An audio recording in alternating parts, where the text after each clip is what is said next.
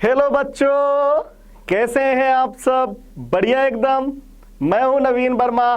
स्वागत है आपका आपके प्यारे से चैनल इनक्रेडिबल कीमिया में। तो बच्चों, आज मैं आपके लिए लेकर आया हूं मोल कॉन्सेप्ट के कुछ कॉम्बिनेशन लॉ, है ना, जिसमें मैं आज आपको पढ़ाने वाला हूं क्या बच्चों, जैसे law of mass conservation, law of definite proportion, law of multiple proportion, reciprocal laws, etcetera etcetera etcetera. बच्चों, ये भी मोल कॉन्सेप्ट का एक छोटा सा पार्ट है और यहां से भी कभी कभार क्वेश्चंस एकाध आ जाते हैं, वो भी नीट में या जेई में। ठीक है बच्चों, तो आज अपना जो लेक्चर होने वाला है वो इसी पे बेस्ड है। आज बच्चों मैं आज आपको इसी को अच्छे से क्लियर करने जा रहा हूं। तो अगर आप को वीडियो ये अच्छा लगे तो ये जो आपका प्यारा सा चैनल है इनक्रेडिबल कीमिया, उसे लाइक कीजिए, शेयर कीजिए और सब्सक्राइब करना बिल्कुल ना भूलें। ओके बच्चों, तो चलिए स्टार्ट करते हैं कॉम्बिनेशन लॉ।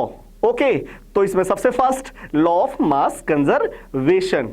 ठीक है, तो चलिए देखते हैं law of mass conservation. Okay, तो चलिए बच्चों, सबसे पहले मैं आपको लॉ ऑफ मास कंजर्वेशन बताने वाला हूं। ठीक है, तो law of mass conservation given by Lavoisier. Lavoisier ने यह बताया था बच्चों कि किसी भी केमिकल रिएक्शन में मास ना ही जनरेट होता है और ना ही मास डिस्ट्रॉय होता है, सिर्फ एक रूप से दूसरे रूप में कन्वर्ट होता है, मतलब converted into one form to another form. Okay बच्चों, कोई नया मास ना बनता है और ना ही मास डिस्ट्रॉय होता है, कुछ रिएक्शंस को छोड़ के, except some chemical reaction like nuclear reaction. ठीक है बच्चों, तो देखें क्या बोल रहा बच्चों, according to this law mass neither be created nor be destroyed, only it can converted into one form to another form. ठीक है बच्चों, मतलब रिएक्टेंट प्रोडक्ट में और प्रोडक्ट रिएक्टेंट में कन्वर्ट हो जाता है। देखिएगा बच्चों, जैसे फॉर एग्जांपल कैल्शियम कार्बोनेट को अगर डिसोसिएट कराया जाए तो क्या बनता बच्चों, calcium oxide plus carbon dioxide. ये रिएक्शंस पूरी तरीके से बैलेंस है बच्चों। ठीक है, अगर मैं यहां पे इस मोल देखूं तो बच्चों यहां पे स्टोइकोमेट्रिक कोफिशिएंट 1 है, यहां पे भी स्टोइकोमेट्रिक कोफिशिएंट 1 है, यहां पे भी स्टोइकोमेट्रिक कोफिशिएंट 1 है ना। स्टोइकोमेट्रिक कोफिशिएंट को अपन लोग मोल भी बोल सकते हैं, मतलब यहां पे कितना mole, 1 mole calcium carbonate converted into 1 mole calcium oxide plus 1 mole carbon dioxide. तो बच्चों अगर मैं यहां पे मास निकालूं तो मोल इक्वल टू, आपको पता होगा मोल इक्वल टू क्या होता है बच्चों, मास अपॉन मॉलिक्यूलर मास। तो मोल कितना, 1 मोल। मास निकालना बच्चों कैल्शियम कार्बोनेट का, मॉलिक्यूलर वेट कितना 100, तो मास कितना आएगा बच्चों 100 ग्राम। ठीक है, चलिए उसी तरीके से कैल्शियम ऑक्साइड में देखा जाए कितना मास है, मोल कितना बच्चों 1। मास निकालना है, मॉलिक्यूलर वेट कैल्शियम का एटॉमिक वेट बच्चों 40, ऑक्सीजन का 16, तो कितना हो जाएगा 56। तो कितना मास आ जाएगा बच्चों 56 ग्राम। कार्बन डाइऑक्साइड का मास देखा जाए तो कार्बन डाइऑक्साइड का मास देखा जाए बच्चों 1 मोल। मास निकालना है, मॉलिक्यूलर वेट कार्बन का बच्चों, कार्बन का एटॉमिक वेट 12, ऑक्सीजन का 32, तो मॉलिक्यूलर वेट आ जाएगा बच्चों 44। तो कितना मास आएगा बच्चों यहाँ पे 44 ग्राम। आपको देखने को मिल रहा होगा बच्चों कि जितना मास कैल्शियम कार्बोनेट का था उतना ही कैल्शियम ऑक्साइड और कार्बन डाइऑक्साइड का टोटल मिलाकर के हुआ है 100 ग्राम, है ना। मतलब कोई नया मास नहीं बना है, सिर्फ 100 ग्राम पहले था, बस वही कैल्शियम कार्बोनेट कन्वर्ट हो गया दूसरे फॉर्म में, calcium oxide plus carbon dioxide, है ना। तो इस पे क्वेश्चंस कैसे बनते बच्चों, ऐसे आपको एक रिएक्शन दिया जाएगा A plus B gives out C plus D. ऐसे कोई भी केमिकल रिएक्शन दिया जाएगा, आपको यहाँ A का मास, B का मास, D का मास दे दिया जाएगा और पूछ लेगा इसका मास कितना बनेगा। जैसे मान लीजिए इसका 40 ग्राम दिया है, इसका 20 ग्राम दिया है और डी का बच्चों बोल दिया है कि 30 ग्राम बन रहा है, तो सी का कितना मास बनेगा। ए 40 ग्राम, बी 20 ग्राम, दोनों रिएक्ट करते हैं और डी का 30 ग्राम बन चुका है, तो सी का कितना मास बनेगा। तो बताइए बच्चों 40 plus 20 according to law of mass conservation, mass of reactant equal to mass of product. ठीक है बच्चों, तो 40 प्लस 20 इक्वल टू 60, तो 60 इक्वल टू बच्चों कितना x प्लस 30, तो 30 इधर जाएगा, x का वैल्यू कितना आ जाएगा बच्चों 30 ग्राम। ठीक है, तो ये हो गया लॉ ऑफ मास कंजर्वेशन। ठीक है, चलिए अब हम लोग बात करते हैं law of definite proportion. Law of definite proportion क्या होता है बच्चों? मतलब कोई भी कंपाउंड, किसी भी केमिकल रिएक्शन में कोई भी जो कंपाउंड होते हैं वो किसी भी सोर्स से आप क्यों ना ऑब्टेन करिए, वो मेथड ऑफ प्रिपरेशन पे और किसी भी सोर्स पे डिपेंड नहीं करता। उसके अंदर जो एलिमेंट्स होते हैं उनका जो रेशियो होता है बच्चों हमेशा सेम होता है। मतलब आपको पानी मिला H2O, चाहे आप बॉम्बे से पानी ले आइए, चाहे आप नदी का पानी देखिए, चाहे आप समुद्र का पानी देखिए, चाहे आप तालाब का पानी देखिए, चाहे आप टैप वाटर देखिए, चाहे आप रेन वाटर देखिए बच्चों, सभी में हाइड्रोजन और ऑक्सीजन का जो रेशियो रहेगा 1:8 रहेगा बाई मास। मास का जो रेशियो रहेगा 1:8 का ही रहेगा। मतलब कोई भी कंपाउंड किसी भी सोर्स से क्यों ना मिले या किसी भी मेथड से क्यों ना बनाइए आप लोग, उसके अंदर एलिमेंट का रेशियो बच्चों हमेशा कांस्टेंट रहेगा। तो क्या लिखा है? Compound always contain same element together in a fixed proportion by mass, it does not depend on the method of preparation and source, है ना बच्चों।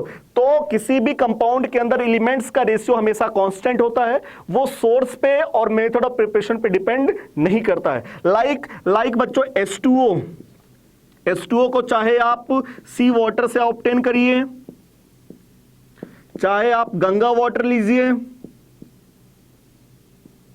चाहे आप लोग बच्चों टैप वाटर लीजिए, चाहे आप लोग बच्चों रेन वाटर लीजिए,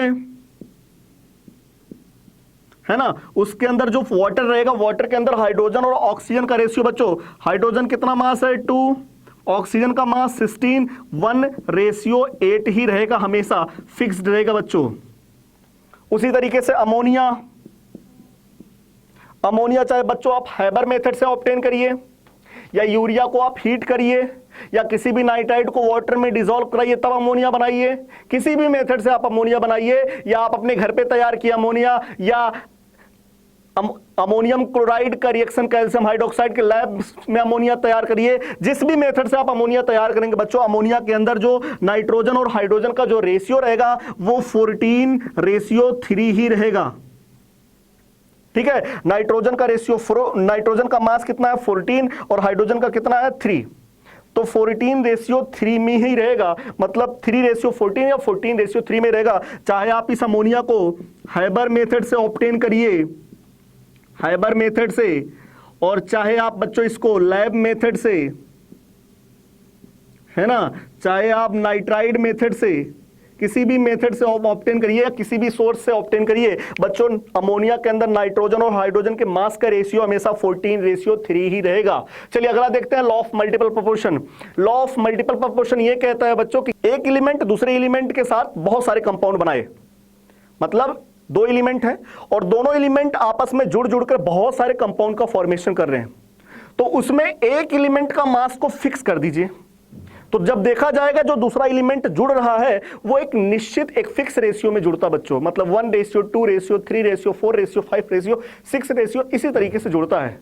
मतलब 2 एलिमेंट हो बच्चों और दोनों एलिमेंट आपस में जुड़ करके एक से ज्यादा कंपाउंड का फॉर्मेशन करें, और उन दोनों एलिमेंट में से एक एलिमेंट का मास का रेशियो क्या हो बच्चों, कांस्टेंट हो, तो जो दूसरा एलिमेंट होता है बच्चों उसका मास का रेशियो 1:2, 3, 4, 5 इसी तरीके से जुड़ता है। मतलब वो एक सिंपल रेशियो में जुड़ता है। ठीक है बच्चों, तो देखिए क्या आ रहा है, if 2 element combine to form more than 1 compound, अगर एक एलिमेंट एक से ज्यादा कंपाउंड का फॉर्मेशन करता है, then different masses of one element which combined a fixed mass of other element, जिसमें एक एलिमेंट का मास फिक्स है और दूसरे एलिमेंट का मास फिक्स्ड नहीं है, तो बच्चों एक सिंपल रेशियो में जुड़ते हैं।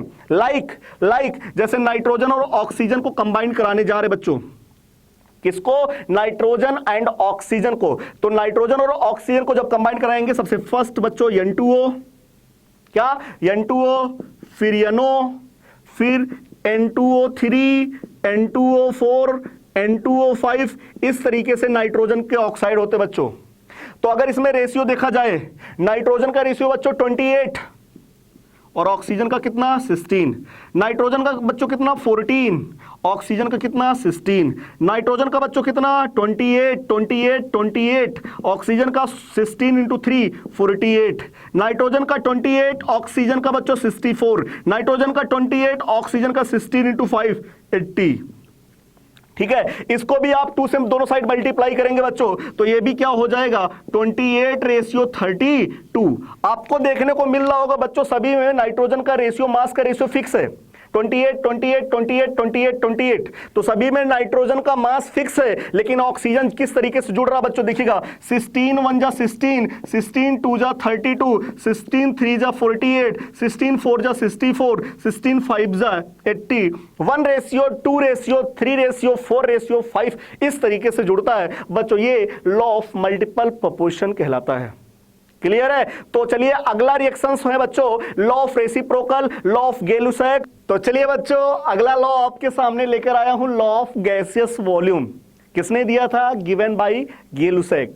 गै-लुसैक ने यह बताया बच्चों कि कोई भी रिएक्शंस चल रही है, अगर वहां पे टेम्परेचर और प्रेशर कांस्टेंट कर दिया जाए, क्या टेम्परेचर और प्रेशर अगर कांस्टेंट कर देंगे बच्चों, तो रिएक्टेंट्स और प्रोडक्ट जो बन रहे हैं वो वॉल्यूम के एक सिंपल रेशियो में बनेंगे। मतलब वहां रिएक्टेंट और प्रोडक्ट का वॉल्यूम के रेशियो में बनेंगे, ना कि मोल के रेशियो में। क्लियर बच्चों? तो जैसे अपन लोग अब तक प्रेशर और टेम्परेचर कांस्टेंट नहीं करते थे, तो वहां मोल के रेशियो के हिसाब से बनते थे, लेकिन इन्होंने बताया कि gaseous react with each other in a simple ratio of their volume. मतलब वॉल्यूम के सिंपल रेशियो में रिएक्शन करते हैं गैसियस, है ना बच्चों, at constant temperature and pressure. जैसे एग्जांपल देखा जाए बच्चों, देखिएगा अगर प्रेस आपको आइडियल गैस इक्वेशन पता होगा, तो देखिएगा आपको आइडियल गैस इक्वेशन पता होगा, पीवी इक्वल टू एनआरटी होता है, are constant, temperature constant, pressure constant बच्चों। ठीक है? तो वॉल्यूम और मोल में कैसा रिलेशन? डायरेक्टली, मतलब जो मोल का रेशियो वही वॉल्यूम का रेशियो। तो इन्होंने बताया बच्चों अगर H2 ने I2 के साथ रिएक्शन किया और क्या बनाएगा? 2HI। तो यहां 1 मोल ना बोल करके यहां हाइड्रोजन का 1 वॉल्यूम और आयोडीन का 1 वॉल्यूम आपस में रिएक्शन किए और HI का 2 वॉल्यूम का प्रोडक्ट का फॉर्मेशन किए। तो यहां पे जो रेशियो है बच्चों 1:1:2, एक फिक्स रेशियो, एक सिंपल रेशियो में हुआ है। तो यहां पे जो रिएक्शन चल रहा है वॉल्यूम के एक सिंपल रेशियो में चल रहा है। ये सब गैसियस रिएक्शंस हैं। ठीक है? उसी तरीके से नाइट्रोजन ने हाइड्रोजन से रिएक्शन किया बच्चों और क्या बनाया? अमोनिया का फॉर्मेशन किया। गैसियस रिएक्शन है बच्चों, सब गैसियस प्रोडक्ट और रिएक्टेंट हैं। ठीक है? तो यहां पे नाइट्रोजन का 1 मोल ना बोल करके नाइट्रोजन का 1 वॉल्यूम और हाइड्रोजन के 3 वॉल्यूम के साथ रिएक्शन करेंगे और अमोनिया का 2 वॉल्यूम का फॉर्मेशन करेंगे। ठीक है? तो यहां पे जो वॉल्यूम का रेशियो बच्चों 1:3:2, वॉल्यूम का एक सिंपल सा रेशियो है। यहां पे कोई डेसिमल नंबर नहीं आ रहा है, एक सिंपल सा रेशियो आ रहा है 1:2:3 या 1:1:2 या 1:1:1 है ना, इस तरीके से। ठीक है? जैसे PCl5 को डिसोसिएट कराएंगे तो PCl3 प्लस Cl2 गैस, तो वहां पे जो रेशियो बन रहा बच्चों 1:1:1, तो वो मोल का रेशियो ना बोल करके अब उसी को वॉल्यूम का रेशियो बोलेंगे। क्यों? क्योंकि वहां पे टेम्परेचर और प्रेशर क्या है बच्चों? कांस्टेंट है। तो ये था लॉ ऑफ गैसियस वॉल्यूम। आगे देखते हैं हम लोग law of reciprocal proportion. Law of reciprocal proportion ये कहता है बच्चों कि कोई एक एलिमेंट है A, ठीक है, और वो एलिमेंट 2 एलिमेंट से रिएक्शन करता B और C से और कंपाउंड 2 बनाता है। एक बार A ने B से रिएक्शन किया और एक बार A ने C से रिएक्शन किया और 2 कंपाउंड का फॉर्मेशन किया। ठीक है? आगे कह रहा है कि B और C आपस में भी अगर कंपाउंड बनाते हैं, B और C भी आपस में कंपाउंड का फॉर्मेशन, एक कंपाउंड बनाएंगे, B और C आपस में भी कंपाउंड बना लिए। तो देखा गया जो बच्चों A ने जब B से रिएक्शन किया था AB बनाया था और A ने C से बनाया था AC, और B और C आपस में BC जो बनाए थे, सभी के अंदर बच्चों मास का रेशियो एक सिंपल रेशियो ऑब्टेन होता है। ठीक है?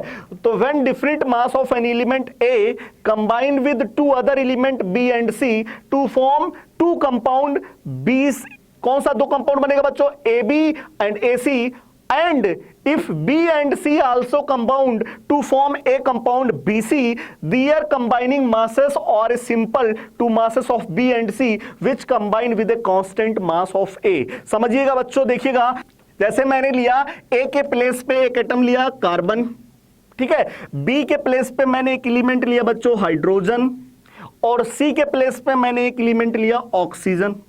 ठीक है?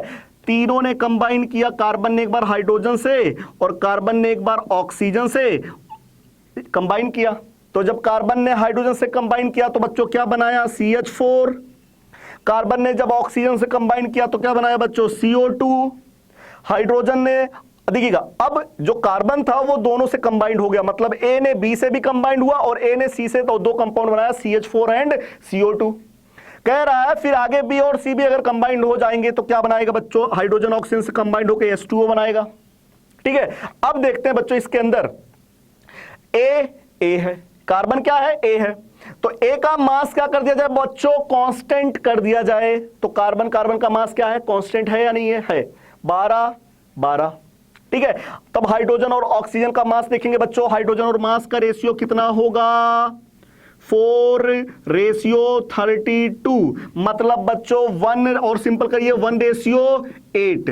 तो इसके अंदर जो एक कंपाउंड ये बना है और ये कंपाउंड जो बना है, इन दोनों में हाइड्रोजन और ऑक्सीजन का रेशियो कितना है बच्चों, 1:8। तो आगे देखा जाए जो बी और सी ने भी बनाया है उसमें भी रेशियो वही आएगा बच्चों, कितना है 2:16, कहने का मतलब 1:8। तो जब दोनों का रेशियो लेंगे बच्चों दोनों का, तो आएगा 1:1, मतलब एक सिंपल रेशियो आया बच्चों। हो सकता है 1:1 आए, हो सकता है 1:2 भी आ सकता है। तो एक सिंपलेस्ट रेशियो में बच्चों इस तरीके से जुड़ते हैं। ठीक है, तो ये है लॉ ऑफ रेसिप्रोकल प्रोपोर्शन। ठीक है, और भी एग्जांपल्स आप लोग समझ सकते हैं, जैसे मान लीजिए बच्चों हाइड्रोजन ले लीजिए, है ना, और सोडियम ले लीजिए और Cl ले लीजिए। ठीक है, और भी एग्जांपल समझा दे रहा हूं, देखिएगा। जैसे मान लीजिए हाइड्रोजन है बच्चों, सोडियम है एक एलिमेंट और एक एलिमेंट क्लोरीन है। ठीक है, हाइड्रोजन ने सोडियम से कंबाइन होकर क्या बनाएगा बच्चों, NaH। हाइड्रोजन क्लोरीन से कंबाइन होकर क्या बनाएगा बच्चों, HCl। और जब सोडियम Cl से कंबाइन होगा तो क्या बनाएगा बच्चों, NaCl। ठीक है, अब बताइए बच्चों दोनों के अंदर जो A है वो कौन है, हाइड्रोजन है। हाइड्रोजन का दोनों का मास का रेशियो कांस्टेंट कर दीजिए बच्चों, तो सोडियम का कितना रेशियो 1, Cl का कितना रेशियो 1, और इसमें भी Na और Cl का रेशियो, मास का रेशियो कितना 1:1, मतलब 23:35, 23:35, दोनों के अंदर मास का रेशियो कांस्टेंट है बच्चों। क्लियर है, मतलब एक सिंपल रेशियो में है, 1:1 में है। तो ये है लॉ ऑफ रेसिप्रोकल प्रोपोर्शन। चलिए बच्चों अगला लॉ देखते हैं, अवोगैड्रो लॉ। अवोगैड्रो लॉ क्या कहता है बच्चों, टेम्परेचर, प्रेशर, वॉल्यूम, तीनों चीजें अगर कांस्टेंट कर दिए जाए तो सब्सटेंस के मोल भी बच्चों कांस्टेंट हो जाएंगे। बस यही बताया है, मतलब जैसे दो सब्सटेंस है, एक सब्सटेंस ए है और एक सब्सटेंस बी है। ठीक है, अगर इसका प्रेशर PA और इसका प्रेशर PB और इसका वॉल्यूम VA, इसका वॉल्यूम VB, इसका टेम्परेचर TA, इसका टेम्परेचर TB, तीनों चीजें कांस्टेंट हो बच्चों। ठीक है, तो A और B के मोल भी क्या होंगे बच्चों, कांस्टेंट होंगे। Number of atom, number of molecule ये सब नहीं बोल सकते, लेकिन बच्चों मोल तो कांस्टेंट होंगे। ठीक है, जैसे मान लीजिए अमोनिया और सल्फर डाइऑक्साइड या ओजोन, कोई भी है, अगर प्रेशर, टेम्परेचर कांस्टेंट और वॉल्यूम सब कांस्टेंट कर देंगे तो सभी के वॉल्यूम भी क्या, सभी के मोल भी क्या होंगे बच्चों, कांस्टेंट होंगे। ठीक है, तो देखिएगा आपने पढ़ा होगा PV = क्या होगा बच्चों, nRT, है ना। तो मोल क्या होगा बच्चों, A का मोल कितना हो जाएगा, PA/VA/RTA। NB क्या होगा, B का मोल क्या होगा बच्चों, PB/VB/RTB। आपको पता बच्चों R से R कांस्टेंट है, कोई मतलब ही नहीं है ना। तो बताइए PA/VA/TA, जब तीनों चीजें कांस्टेंट है, दोनों में सेम है, तो PA/VA/TA, PB/VB/TB ये दोनों इक्वल ही रहेगा। तो A और B के मोल भी क्या रहेंगे बच्चों, अगर ये वाला पार्ट इक्वल रहेगा तो A और B के मोल भी क्या रहेंगे बच्चों, कांस्टेंट रहेंगे। अब इस पे क्वेश्चंस कैसे पूछ लेगा बच्चों, जैसे क्वेश्चन मान लीजिए O2 है, अमोनिया है और SO2 है। O2, अमोनिया, SO2 ऐसे 3 गैस दिए बच्चों, और बोलेगा इनके अंदर मोल का रेशियो क्या होगा जब वॉल्यूम, टेम्परेचर और प्रेशर कांस्टेंट होंगे। तो बताएंगे बच्चों O2 का मोल और अमोनिया का मोल और SO2 का मोल का रेशियो कितना होगा बच्चों, 1:1 होगा। मोल का रेशियो कांस्टेंट होगा, लेकिन बच्चों अगर एटम का रेशियो पूछ लेगा, किसका, एटम का रेशियो, तो ऑक्सीजन में कितने एटम है, 2, तो एटम का जो रेशियो होगा बच्चों 2 रेशियो। अमोनिया में कितने एटम, 3 × 1 4, 3 और 1 कितना 4, और SO3 के अंदर बच्चों 2 और 1 3, तो 2:4:3 जाएगा। एटम का रेशियो 2:4:3 जाएगा, जबकि मोल का रेशियो कांस्टेंट हो जाएगा बच्चों। एटम क्यों नहीं कांस्टेंट हुआ? क्योंकि बच्चों उसके अंदर अलग अलग एटम प्रेजेंट थे। ये था बच्चों मोल कॉन्सेप्ट का law of chemical combination. Okay, तो मुझे उम्मीद है ये वीडियो आपको अच्छा लगा, आपको समझ में आया होगा। तो बच्चों अगर ये वीडियो आपको अच्छा लगे तो ये जो आपका प्यारा सा चैनल है इनक्रेडिबल कीमिया, इसे लाइक कीजिए, शेयर कीजिए और सब्सक्राइब करना बिल्कुल ना भूले। ओके बच्चों, बाय।